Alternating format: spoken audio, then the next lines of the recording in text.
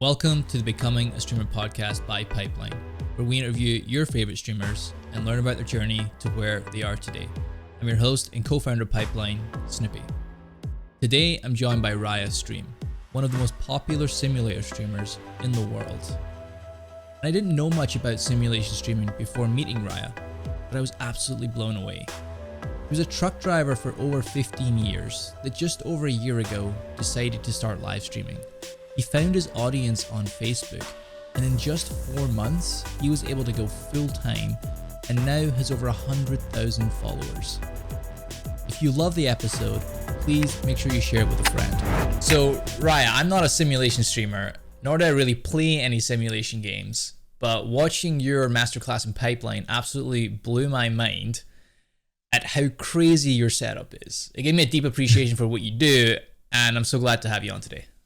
Oh, well, thank you for having me. I do appreciate it. Trust me, it's an honor to talk to you as well. I love the Pipeline organization, and I actually get a lot of questions about it as well. So I always totally recommend it. Cool. It is incredible. So before we dive, too deep into your journey and how you got to where you are today, I'd love just to give the audience some context on where you are. So most of them are new streamers or aspiring streamers. So just some context. How often are you streaming? Where are you streaming? How many people is like your average audience size? Just so they can get a gauge of where you're at in your journey.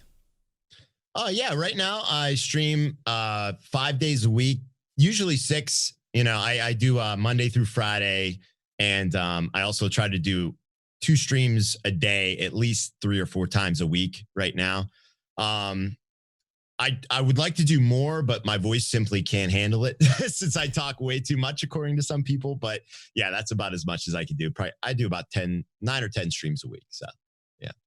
9 or 10 streams a week. Wow. Yeah. Are you also on top of that? Are you making content outside of your streams? Or do you ever like create any VOD content or? A lot of the content I create as far as like it's usually just like clips and stuff that I take from my live streams. Because a lot of times, most of my energy goes into those lives. So most of the good content is in those lives. Yeah, cool. That's how I do it. And you're on Facebook primarily, right? Yeah, just Facebook. Yep. Cool. So I want to wind the clock right back, all the way to young RyaStream. Young RyaStream. Just to try and get an idea of like what led you to where you are today. Like, how did you get into gaming, or even like where did you grow up? I live in Pittsburgh, Pennsylvania, born and raised here. And I've been a truck driver. I didn't do great in school. So I was like, do I really want to try to go to college and do an office job and the 9-to-5 thing? And, that's what my parents wanted me to do. And I was just kind of like that kid who was like, I don't want to do anything my parents want me to do. So I got into driving, and I've always been into like vehicles and planes, trains, cars, trucks, buses, everything like that since I was a kid. And so I got into truck driving. My girlfriend at the time, I was driving buses. Let's back up a little bit. I was driving access buses. I don't know if you ever heard of what access buses are. I have. I don't know what an access bus is. And what age are you and tell me what it is, but then also what age are you at this point? I was 18. I was 18 years old. I was a young kid. And I don't know why they gave me a job driving access buses, but they did. So I was driving, basically just running people to appointments, like doctor's appointments, the elderly, getting them stuff like that, wheelchair vans. And my girlfriend at the time, she was just like, well, I did that up until I was about 21 years old. And when I turned 21, my girlfriend at the time's like, maybe you should get a real job. And I'm like, well, what's a real job, So I looked through the paper and I found an ad for a truck driving company that was paying to get you your truck driving license, your CDL. And when I found that and I was like, what about this? And she was like, okay, well, I became a truck driver, trained for it. About 3 months in, she dumped me because she didn't want me. She didn't like that I was on the road all the time. So, but you went and got the real job. Was that not what you were meant to do? That's exactly what she wanted. I got it because she was suggesting it, and then she left me. So I was stuck on the road as an over the road truck driver for like a year because I signed a contract with them. That was part of the deal. They'll get you your CDL, but you got to work for them for a year. So that's how I got into it. And after that year was up, I went local and I started being home every day and stuff like that. So that's how I got into trucking. So I know trucking is one of the most popular jobs. Is it maybe even the most popular in the US? I think it's like, I don't want to give any false information here, but I think it's like 9% of the workforce or something. It's massive. It is. It's wild. Yeah. I remember some of the stats coming out around like when it was, the whole talk of automation, what it would do and things like that. Yeah. It's a very unseen profession because literally it's just trucks on the road. You're not hearing about it. You're just basically a lot of people take it for granted, but it's an absolutely vital part of society. And what did your days look like? Were you super excited by your job, or were you looking for more? Like what? Because you were a truck driver for a while, right? Yeah, see, the thing about it was I didn't like being away from home so much that first year that I was over the road, but I loved the technical aspect. I loved like machinery. And the way I kind of worked was like every time I learned something, I was kind of done with it. So when I became a truck driver, I started wanting to move on to like other things, and it became more of a job than an interest. But I always loved the actual like technical aspect of it. I love the fact, when getting in a clutch, pushing in that park and brake, the air rush of the valves, and then, letting out the clutch and feeling the truck go. Like, I love that kind of stuff, the technical machinery part of it. But being away from home sucks. So, yeah. Yeah. So how much of you being a truck driver, because for 15 years, you were a truck driver, how much did that play into you deciding what you were going to do next?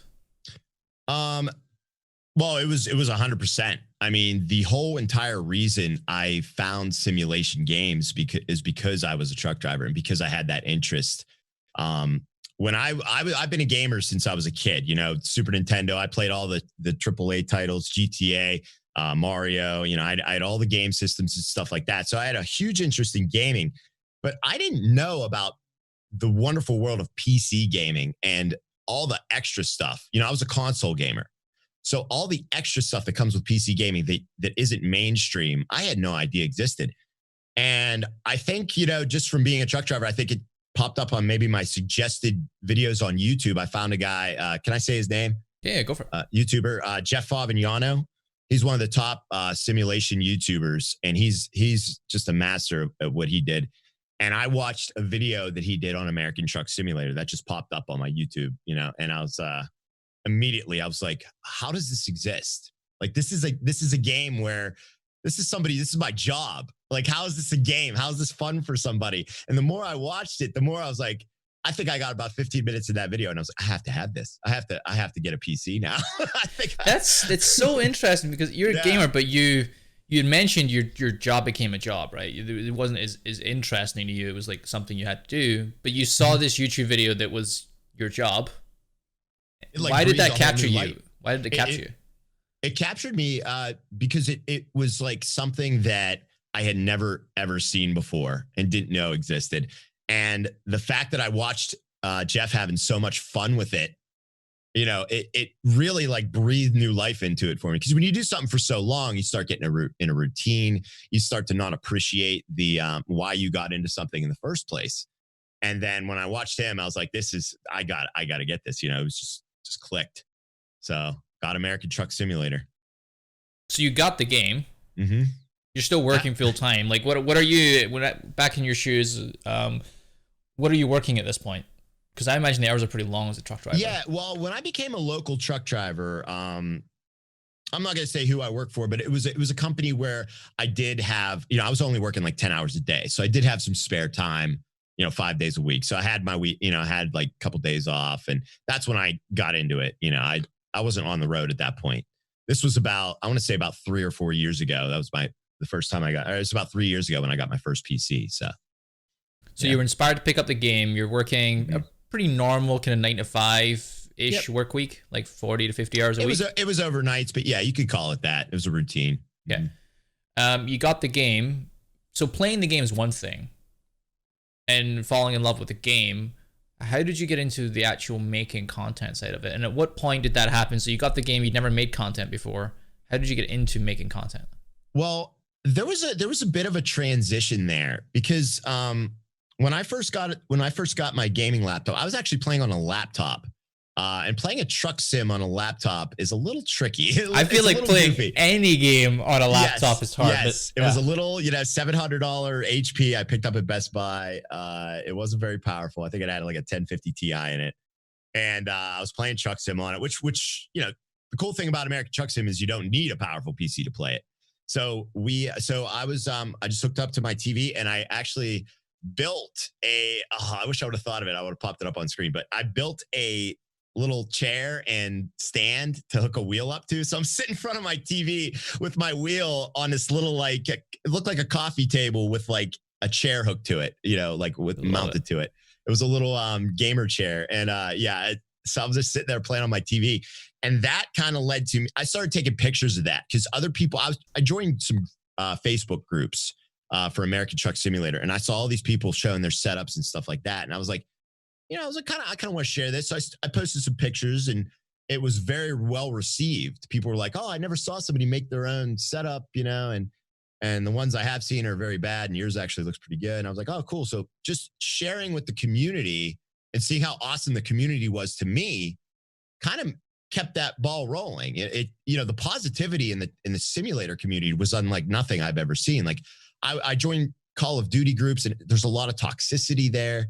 And I don't really jive well with toxicity. I like positivity. So, it was very well received in those simulation groups. So I just kept rolling with it. I started getting into flight sims, other simulation games, spawning from that, joining those groups, talking to those people. And, I don't know if you want to say anything, but then the streaming thing, that was kind of like a spark. So if you want to get into that, we could get into that. But absolutely, so you posted pictures, but were you making any VOD content, like video, or did you go? No. I feel like it's a big jump to go from just playing to streaming. And posting pictures is one thing, but to streaming is a whole nother level. Well, the community, streaming is the basis, the foundations of a lot of communities and bringing people together, and that's sort of what inspired me because I saw the community there. On Facebook, there were 2 people streaming American Truck Simulator, and both of them never kind of topped 30 concurrent viewers. Yep. So I saw something there. I saw like an opening there. And I was like, nobody's doing this. And people really like the stuff that I'm putting out there. So originally what I wanted to do was I wanted to be a part of a friend of mine. I'm not going to name his name because he'll know who he is, but I want to be a part of my friend of mine's stream. He was a streamer on Twitch and he always had his friends over. He always looked like he was having the most fun in the world. They would do like, stupid little Twitch drinking games and just all this fun stuff that I really wanted to be included in. And every time I asked him like, hey buddy, can I come over and like be on your stream? And he'd be like, yeah, sure. And I never got a phone call. Ah. So I was like, you know what? I was like, I'm going to do my own stream. And that was the spark. That was the motivation for me, was because my buddy wouldn't let me on his. So I just started my own up. You got to thank your buddy. That seems like good. Oh, I thank him all the time. Thank him all the time. Yeah. So you're watching Twitch at this point. So you've done YouTube, you watched a couple of videos there, but you started watching Twitch. You were familiar with live streaming and you'd seen a couple of people had it on Facebook and you were like, I can give that a try. How did you make sense of all the gear? Because I've seen your setup, and I know it was probably a process to getting to where you are.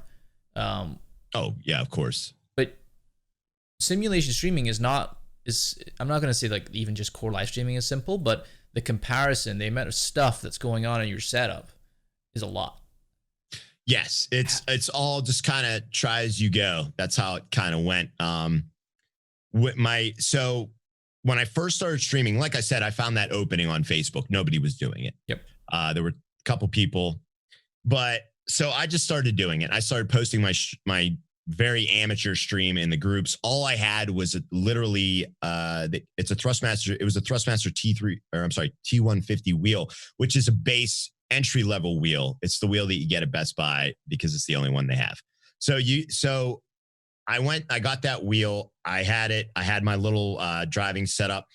And when I started streaming, it was right after I got my first computer after my laptop. So I had the technology to do it at this point. So that's when I started streaming. And like I said, all it was a wheel. I had a headset microphone. I didn't have any professional audio equipment. I didn't have any extras, just a wheel, the game. And that kind of went nowhere. I think I topped out at maybe 10 concurrent for the first literally 3 months of streaming that game. But I kept doing it. Why did you keep doing it? Because I love the game. And I loved literally whenever one person would pop into my chat, I love that feeling. Because then you had a back and forth. Not only you're playing the game, but the game that you love, but you could talk about it with somebody. You know what I mean? So, and as anybody in the simulation realm knows or as anyone in the simulation realm knows, with streaming, there's not always a lot of well-received comments. So people come in and they would be like, they'd be like, what the heck is this? What the heck is this? And the fact that I actually got to tell them what this was and why it was so cool felt special to me. That's really interesting. Yeah. Yeah. Because I mean, most people, if you were getting sub 10 viewers for, 3 months or 90 days, you'd be like, you know what, F this. This is not worth my time. I'm putting way too much money, time, effort into this. Why am I going to keep doing it? But you kept it up. And you're going to say, you just said it's down to passion, as you said? Yeah. For the game, I'm a firm believer that as long as you love what you're doing, it honestly depends on what your goals were. My goals at that time were never to be a big streamer. My only goal was to just kind of get that thrill of explaining what I'm doing to somebody at that time. That was my goal. And I never in a million years thought this would happen next. I never thought. So yeah, it was just something that wasn't even on the table for me to be a full-time streamer, just not at that time. When you started getting traction, what point was that? When did you go say, well, something's happening here? Because you've not been streaming. How long have you been streaming for now, Ryan? I've been streaming for about 1.5 years. I think it's exactly 1.5 years now. Yeah. And at what point in that 1.5 years do you go, well, something's happened? 3 months, you're sitting at 10 CV tops. What point when, like, oh my God, something's going on here? Yeah, I started in October, I believe, of 2018. And yeah, it was like October 5th of 2018, I think, or November, one of the two. My traction started January 28th, 2019. I remember the exact day. It was the day that Facebook, for whatever reason, I still don't know how it works, I got a boost. I had 10 people in. I look over, I had 300 people in. And I remember I was so scared of that moment that I stopped my stream. Wow. It's that one moment that break you've been waiting for in your life too much. Never, ever do that. If you are a streamer and that happens to you for the first time, do not do what I do. Go roll with it. But I got freaked out. I was like, I don't know how to handle 300 people watching me at once. And then I see the chat flood, like, what the heck is this game? What is this game? What is this? I've never seen this before. I'm just like, oh. It's like, oh man. So it was that day. It got boosted by Facebook, hit the algorithm. I don't know how it worked. I don't know if I got shared out. I didn't find any crazy shares or any raids or anything. So I think it was just luck. And after that, it never went down. I started my next stream, 300 people watching me, and it kept growing and growing and growing. And I went from up until that, from the time I started streaming up until that point, I think I had 70 followers. I gained only 70 followers in like 3-4 months. Yeah, 4 months. And then after that, it was hundreds. And then the 1,000 mark a month later, and then boom, boom, boom, boom, boom. So that is wild. So in a 4-month span. And I'll give you a little insight into that. I don't know if this is a coincidence or not, but the day I got an expensive microphone was that day. So I don't know. I had a headset up until that point. Let me just put my tinfoil hat on. Right. Yeah. I don't know if that's a conspiracy or not, but no, I got an Audio Technica 2020. It's not this mic. but I got an Audio Technica 2020 hooked up, and that stream was the stream that got boosted. I don't know if that had anything to do with it, but yeah, it was weird. Did you have support from your family or a significant other as this was going on? Like when that moment was happening in early January, was there anyone else around you? No, I was working nights. So I was doing this during the day while like literally everyone was at work. My girlfriend, my friends, family. This was something that I had found time to do that, during an hour when most people were not really paying attention. So yeah, nobody even knew I was really doing it, honestly. I didn't share it with my friends. The only people I shared it with were those groups I was in on Facebook. That was pretty much it. So this was kind of your thing. It wasn't like you were trying to make it anything. It was your thing that you were keeping yourself. It was another way of me sharing my experience with the game. That's all it was. Yeah. Cool. What were some of the challenges you faced early on? Well, I didn't have a lot, I was working full time, but at the time I didn't really want to put a lot of money into it. And as anyone knows, as you grow as a streamer, it's kind of natural that you're going to have to spend some money on equipment. You're going to have to upgrade. People tend to go towards streams that look crisp, look good. That was kind of my struggle at the time was, do I really, mentally, I was like, do I really want to spend thousands of dollars just to kind of do the streaming thing? Because I wasn't about, any kind of donations that were coming in. I wasn't getting a lot of that or anything. And I was just like, is it worth it? That was kind of the struggle. How far do I want to take it? And I had no idea.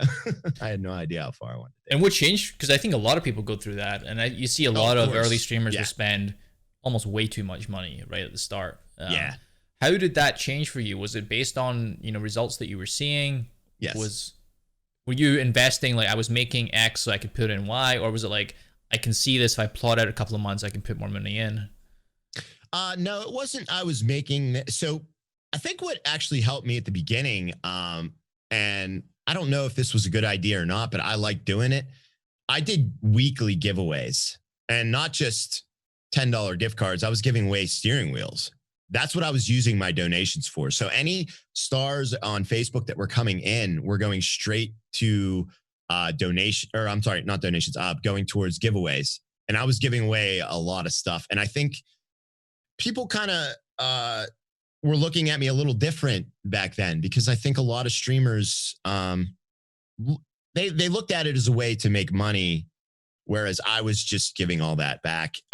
And I think people did appreciate that. And basically, I was seeing how much was coming in. I was putting it into giveaways, but then I realized like I am making enough for this. Even though I started using I was still using my own money to buy the equipment. But I was like, this will pay for itself eventually. So it was like kind of that. And what was that transition for you going from part-time to full-time? And when did that happen? Because your things have happened really quickly for you, which is incredible. Yeah. I'm so happy for you. But if I look, October 2018 is when you started. January 2019, late January, is when you kind of got a bit of a pickup. From then, like, where did you go? I can go full time now. I started doing math. I was like, because I didn't want to. That's the thing is like I really liked how things were going at the time. Because I was only streaming 3 days a week. I liked only streaming 3 days a week because that keeps content fresh. It gave me a day to prepare for my streams. And I honestly think that's what gave it a little boost as well, is I wasn't just turning on my computer and turning on my stream. I was setting up the scenario for the next day, and each day had a different theme. So it takes hours to set up a truck in American Truck Simulator sometimes. So I was spending time on that. I wasn't using the same trucks every day. I wasn't using the same equipment. It was never the same stream. So I think where it started transitioning was about 6 months. I started doing some math, and I was like, the money I'm actually making is, comparable to somebody, who was a truck driver. Like I was starting to make the same amount of money. And that's when I started, doing some math, and I was like, in January, I could probably go full time. And right then, Facebook hit me with subscriptions, which you know how important those are. Those are a streamer's first steady source of income. So when they hit me with subscriptions, I saw how many people were subscribing, like right off the bat. And I was like, yeah, this is something I could do. So. And you made that decision to switch in. You were like, okay, I'm going to go. Did you ever think at any point to give up? To go, maybe this is not it? No, because when before, like I said, before, things started really taking off, I was just having too much fun. Like it wasn't, I never got upset when people weren't watching. And I don't know if that's normal or not. It probably isn't, but I wasn't ever getting upset. I was just excited to talk on a microphone and have like 4 people listening. It was exciting for me. And honestly, it might still be, even if I was in the shoes I am now. But like there was never anything bad. Like nothing ever went south for me until I was already full-time streaming and I took a week off. That was the only thing. The dreaded week off when you're an online content creator and you take that week off. Yeah, I learned a harsh lesson. But we're kind of fast forwarding a little bit, but no, like nothing ever really I never really wanted to stop at all. I was just like, too many good things are happening. I'm just going to keep going at it. And I know I'm lucky there, but it doesn't happen to everybody. A lot of people, they have to work and work and work. And I put in a lot of work, but for me, things were growing very quickly. When things start to grow and you got that feedback loop and you're like, this is good, I like this, you're super excited. At this point, you're on a high. It's almost like a drug in a way, in the sense that you're just the energy is inside of you around this and you just can't wait to get started. Did you have other people around you that understood it, were supportive as it started to take off? Or were they like, you've changed your entire room to be like purely about content creation? Mm-hmm. Were they supportive? Like I said, I've always kind of been a lone wolf. As far as anything I've done in life, my friends all went to college. I went to become a truck driver. They thought that was weird. So my family, they were the same way. They wanted me to do a different thing in life, and I never listened to anybody. I just wanted to do my own thing. And a lot of truck drivers, if any truck drivers watch this podcast, they will relate to this. When you take that path in life, that's because you're very independent. If you want to go be a truck driver, in your mind that you're going to work alone. You don't want a team. You don't need a team. That's how I've always been. So I use the same mentality in streaming. Anybody that wants to support me, they can support me. If they don't, it doesn't matter to me. I'm going to do it anyway. So how has your perspective changed in the last year and a half with streaming? How has it evolved? I've always been a huge fan of streamers ever since I discovered Twitch, years ago. I really respected what they do because I always thought I could never do that. Never. I looked at Twitch streamers and I was like, how does somebody sit there and entertain people on a camera and just be a joy to watch for hours? It fascinated me. And my perspective changed whenever I started having people watching me. And I was like, and I still can't believe, I honestly, even a year and a half later, I still can't believe that people want to tune in and watch me, even with all the positive feedback and the negative. There's negative, of course, but I still can't, it's mind blowing. Like the fact that you can go on camera and just, do what you love, play what you love, and people want to watch that. I would say I get it now, but I don't. I really don't fully understand how this whole thing works. But like I said, it's the most exciting thing I've ever done. It's the best thing I've ever done in my life. It's completely changed my life. I no longer have to get up at 2:00 in the morning and get in a truck every day and be exhausted, you know? So it's really, you like every day I sit back and I realize how lucky I am. I really am. That's awesome. I'm glad you're so grateful for it. Does that make you work harder? Yes. And like I said, I might not be getting up at 2 a.m. anymore, but I am working way harder than I did when I was driving a truck. Yeah, this is a way harder job. Definitely. Yeah. How does it feel to be in control of your own destiny, your own future, career-wise? In control, I feel like I'm always playing catch up. I'll be honest with you. I feel like I'm always trying to come up with stuff that I think people will like to watch, and that is super fun. I gotta say, it's so fun to like be behind the scenes of things. Do you know what I mean? Yeah, like absolutely. Yeah, like to be behind the scenes and like be working on something that people are gonna tune in later and enjoy. It's I don't know. There's something about it.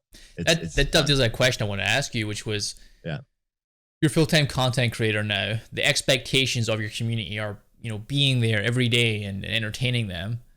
How do you stay on top and if not ahead when there's so much expectations on you to create so much content? How do you then like stay on top of the trends, like be a thought leader and like what's next? Because people look to you now, like you're the, at least on Facebook, the leader in simulation streaming. So how do you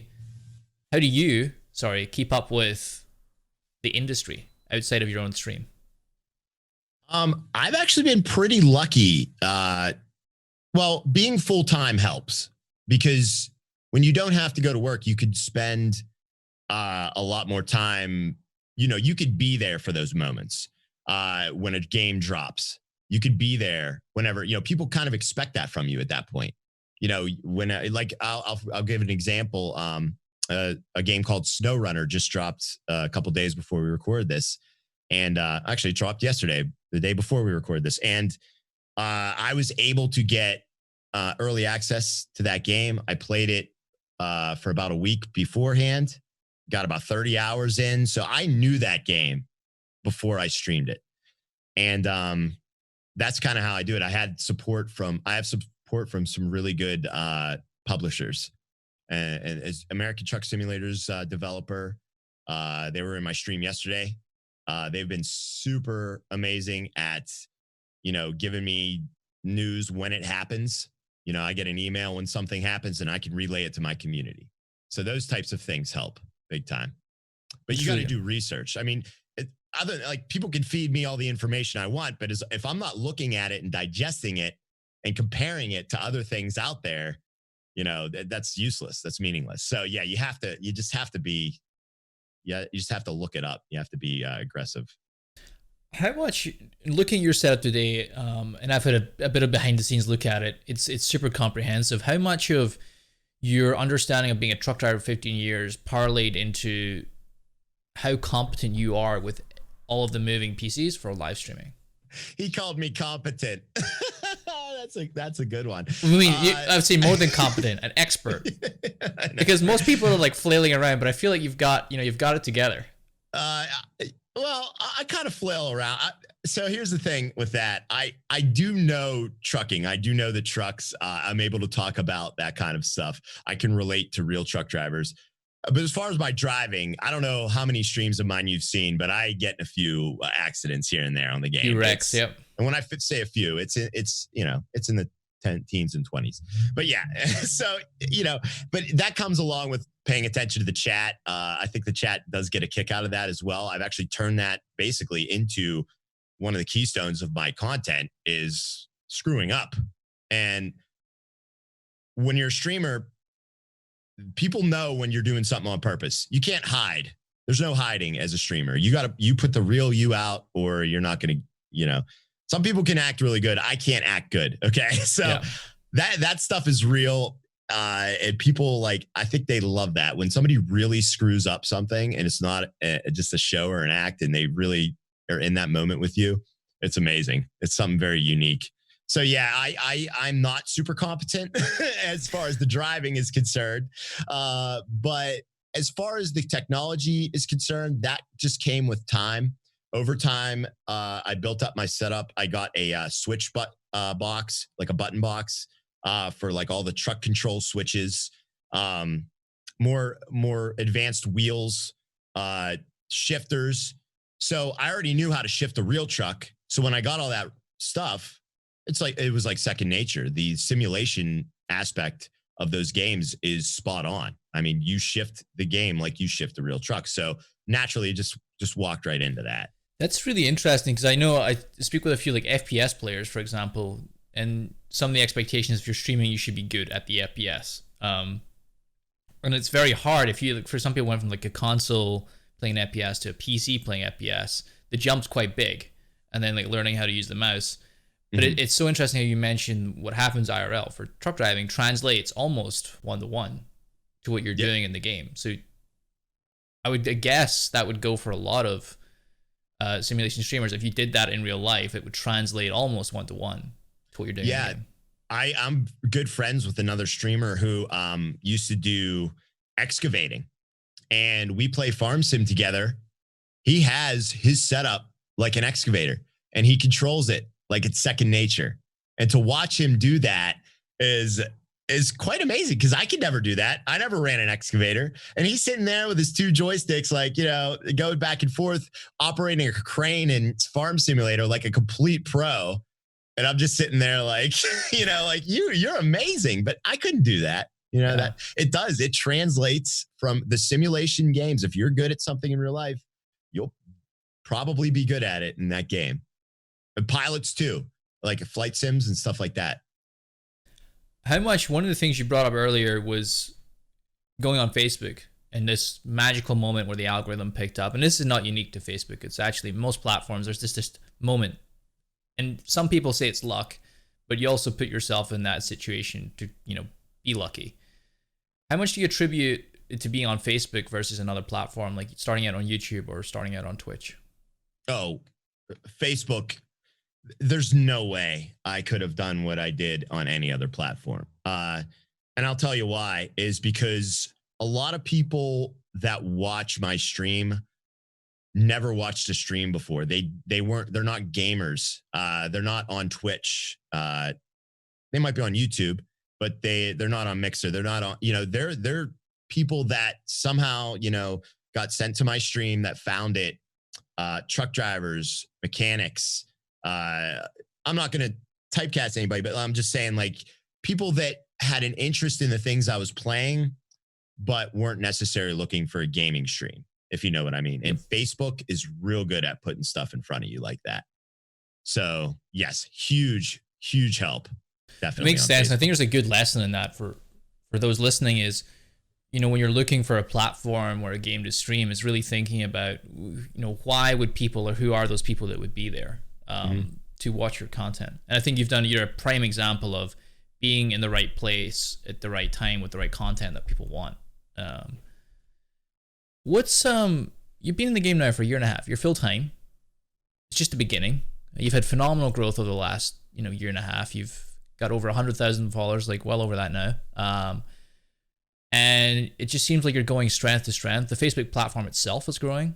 It's getting better and better. I was there working on it many, many years ago, and it's a lot better now than it was then. What are you working towards? What's getting you excited in terms of the next 3, 6, 12, or even years?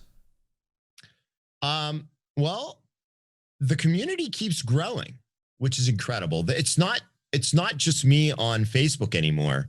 There are a ton of simulation streamers now, and a ton of them. Now they all kind of started streaming on Facebook, maybe a few months ago, but they're growing exponentially as well. There's a couple of guys who I'm friends with, and what's cool about this is like we're all kind of friends, like I talk to all. I don't care how many followers you have, it doesn't matter to me. What matters is, are you a good person or not, and do we have similar interests? So I talk to a lot of the other streamers on Facebook, and it really is. We hop in each other's chats, and it's all the same community, which is so cool. And I think building, it doesn't matter, how many streamers do it. We're all one big community. And I think that is strengthening it for each individual streamer as well. I think if somebody could go into somebody else's chat and say, hey, RyaStream did this, and not feel like an outcast, then it makes everybody feel like a big group of friends. So, and then we all, everybody on, Facebook is a great place to grow. You get, and I'm not going to say, just because I'm not going to say anything bad about Twitch or anything, but Facebook, I think you get a lot more people being very real, because there's not that same culture there is on Twitch either. If you've ever seen anybody's chat moving 1,000 miles per hour on Twitch, you know what I mean. People are having more conversations, and people, I just think it's a lot easier to chat on Facebook as well. So I think the community really has connected over a lot of that stuff. What do you want to do that you're, that you can share? Because I know some of it you'd like to kind of tease out for the community over time, but what do you look forward to in terms of the growth of your setup, the growth of your content? Is there any big milestones that you want to hit? I feel like I'm always playing catch up with streaming as far as what I want to do next, because I'm still like kind of blown away at what has happened already. I look at, my setup and I don't even know how I built it. I'm just like, what the heck is this? But, it's little steps. I mean, this applies, I think, to big streamers and little streamers alike. Upgrading one piece of equipment at a time. I think maybe just something as far as like getting more professional cameras is kind of my goal right now, because I still have Logitechs. I kind of want to upgrade that stuff. I want to get a better mixer. It's little things that I think will help improve the stream. I think if you try to go too big all at once, you might get overwhelmed. And that's how I've always been. So that's why I've always been the kind of guy that just adds one piece at a time. So that's just what I'm looking forward to, is one piece at a time. I think that's a great motto. Try not to overwhelm yourself. Is there anything you tell yourself? Got a lot of new streamers listening. Is there anything you'd have told yourself back then when you were first starting in October 2018?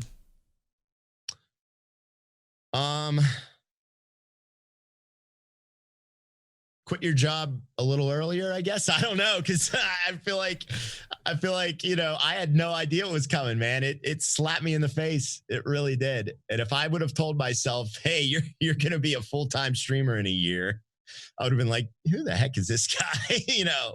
So I don't really know. I think I just feel like I was very lucky, man, because there's a lot of people that are doing what I do, and I just feel like I was in the right place in the right time. And I think if I would have went back and had anything to say to myself, I'd be like, you're doing the right thing. Keep at it. But I don't know if I needed that motivation either. So it's kind of hard to say. I think you're doing really kick-ass. I think your work ethic shows, your discipline, your enthusiasm definitely comes across. And every time I've interacted with you, it's one of the qualities that I love about you, is how enthusiastic you are about your specific genre and your community. I think it's a testament, and it's why you're being so successful, and I think it's why you'll continue to be so successful, is that enthusiasm that you have. Thank you. I appreciate that. Rya, it was great to get to know you better and learn about your journey to where you are today. I would love to know where people can find you, so that those that are listening can go check you out, because they definitely should. Yeah, facebook.com/RyaStream. That's my main hub. I keep it simple. I don't have a ton of platforms. I have an Instagram I post some pictures on, and a YouTube channel that is kind of a backup thing, but just facebook.com/RyaStream.